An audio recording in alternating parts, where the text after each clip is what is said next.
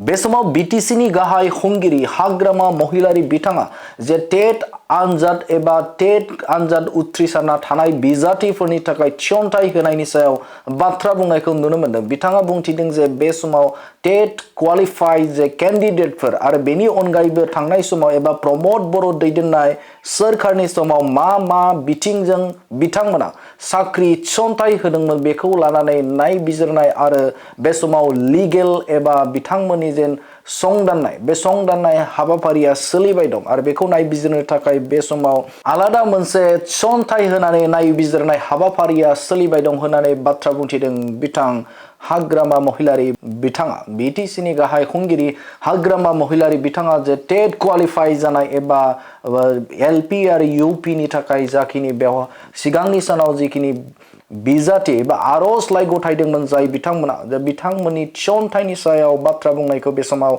नुनो मोनो। बिथाङा रोखा बाथ्राखौ बुंथिदों जे बे समाव प्रमोद बर'नि सोरखारनि समाव जेसेबां थिसनथाइ एबा बे समाव बिथाङा एडभार्टाइज होनानै बे समाव एग्जाम एबा बेनि अनगायैबो बे समाव साख्रिनि थिसनथाइ बिथाङा होनो थाखाय थिरां खालामदों बेखौ नायबिजिरनानै बे समाव बिथांमोननो साख्रि एबा थिसनथाइखौ होनाय जागोन होननानै बाथ्रा बुंथिदों बीटीसीनि गाहाय खुंगिरि हाग्रामा महिलारि बिथाङा।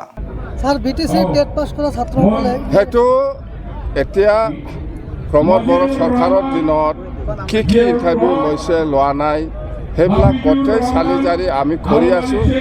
আমাৰ আইনগতভাৱে আমাৰ উকিল আছে মানে লিগেল সেল আছে সেইবিলাক চাই আছে।